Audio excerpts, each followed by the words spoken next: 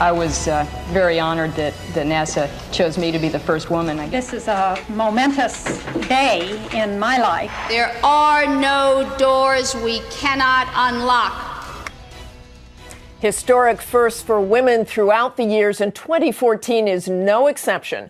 2 more women jumping into the national spotlight just this week. Our expert panel weighs in shortly, but first, here's ABC's Rebecca Jarvis. I'd like to introduce your new CEO effective next Mary month. Barra becoming the first woman ever to run a car company, making General Motors the largest female-led business in America. I do. Please be seated. And Janet Yellen confirmed this week as head of the Federal Reserve, making her the most powerful person in charge of our nation's economy. Both Mary Barra and Janet Yellen, they don't have any heirs. They just get the job done. Barra, a homegrown talent who started at GM in 1980 inspecting Pontiacs coming off the assembly line. Automotive it's kind of in my blood. Since then, she's become a force within GM, overseeing manufacturing and completely overhauling GM's car designs. Fortune naming her one of the 50 most powerful women in business.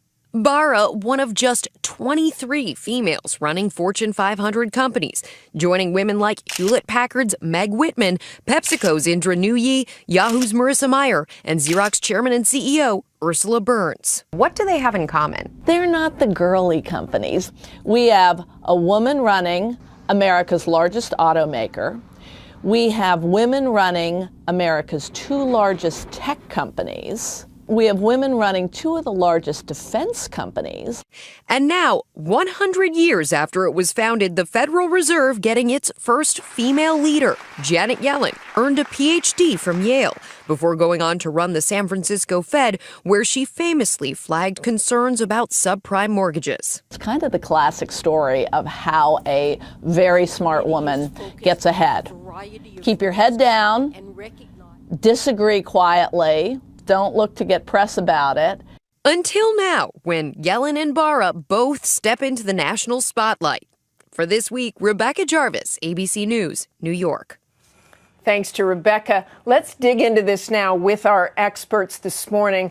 Liza Mundy from The Atlantic, author of The Richer Sex. Reshma Saujani, founder of Girls Who Code and author of Women Who Don't Wait in Line. Carly Fiorina, former chair and CEO of Hewlett-Packard. And Colonel Jeannie Leavitt, the first Air Force female fighter pilot and the first female fighter wing commander, now overseeing about 5,000 people. Jeannie Leavitt allowed me to be kind of the backseat driver on a flight recently in her F-15. Thanks for that. It was pretty thrilling. Carly, though, I want to start with you. When you were named the CEO of Hewlett-Packard so many years ago, there were 7. There were 7 female CEOs in the Fortune 500. That's correct. A lot of progress since then, but what has to happen now? Well, clearly there's been a lot of progress. I was the first woman to lead a Fortune 50, and as you point out, there were only 7. Now there are 23 big major companies.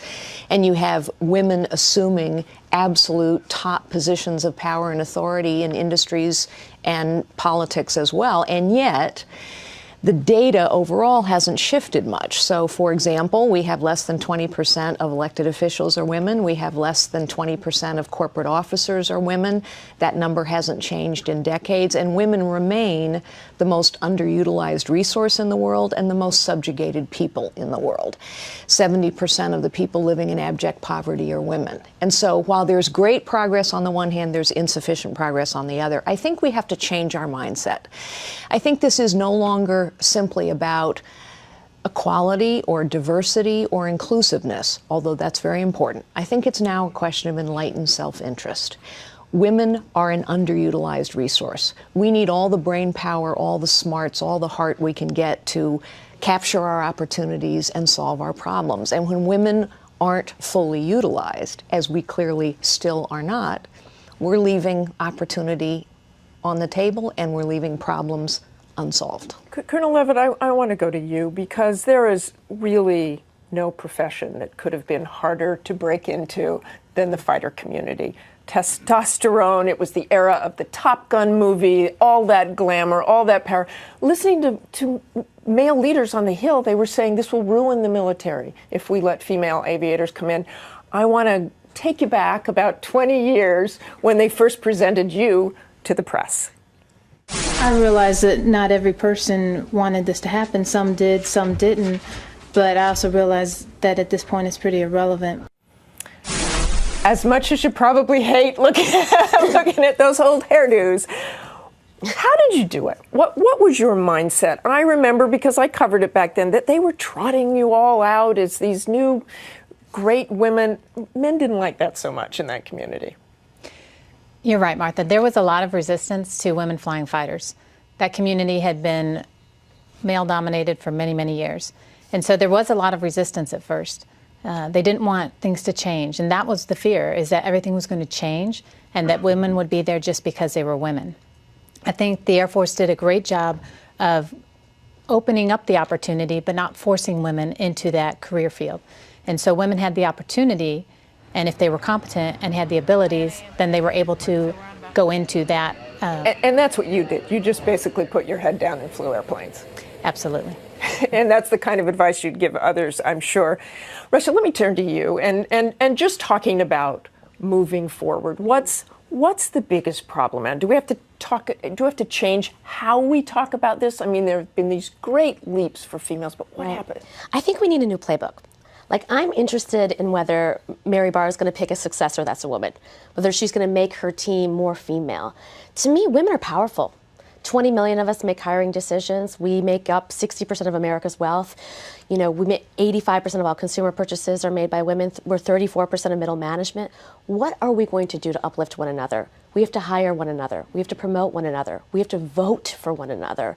We are the majority, and we have to start acting like the majority. I think that's the question, because I really believe that sponsorship is the new feminism, what we do for one another, how we elevate one another's leadership. That's when we're going to see a difference. Liza, what has to happen as far as you're concerned? Well, I think what we see now with women who are being elevated to these really top offices is that we can accept now culturally women as leaders. We can, and that's a big change in the past 20 or 30 years, accepting women in positions of top leadership and power. I think we need to look at what's going on in sort of the middle areas and what's keeping more women from reaching to the top. We need to engage men in the conversations. And men in the housework. Men in the housework. And there are a number of states now that are passing paid maternity and paternity leave laws so that men are encouraged to get involved in the home, to get involved in child rearing and child care from the very first stages. That changes the dynamics in the home permanently and enables women to spend more time in the workforce. 60% of our college and university students now are female, and we need to harness all of this talent and all of this training and preparation and education and keep women in the workforce. Carly, is there any part of you that when you look at the statistics, I think it's 15% female law partners, and this is a kind of a touchy question, are women avoiding that? Are women making these choices on purpose? Are they saying, you know what, I do want to divide my time. I do want to have a richer, fuller life and not climb this ladder? Well, I think it's clearly true that women still have a heavier burden in terms of making those difficult choices around work-life balance. That's clearly true. But I also think that now what we're up against are the real powerful forces called the status quo. And the fact that people are more comfortable with people like themselves. So if you have a male power structure, men are more comfortable with people like them. Men. Women are still perceived as a greater risk. I think the most important thing is for women to be able to choose, to have the opportunity to choose the life they truly want to live. Very quickly, tell me what you would tell young women today who you mentor. Very quick advice. I would say to do your best and don't take no for an answer. Just absolutely strive to reach your dreams. Reshma? Fail fast, fail hard, fail often. Yeah, persevere, expect setbacks, and don't blame yourself for the setbacks. Do the hard stuff. Take a risk, take a chance. And I'd say, keep a sense of humor. Absolutely. You're going to have to. Thanks, everyone. And don't miss Rebecca Jarvis and her exclusive interview with GM CEO Mary Barra. That's tomorrow on GMA and World News. We're back after this. And now we honor our fellow Americans who are serving and sacrificing. This week, the Pentagon released the name of one soldier killed in Afghanistan. That's all for us today. Thanks for sharing part of your Sunday with us. Check out World News with David Muir tonight. Have a great day.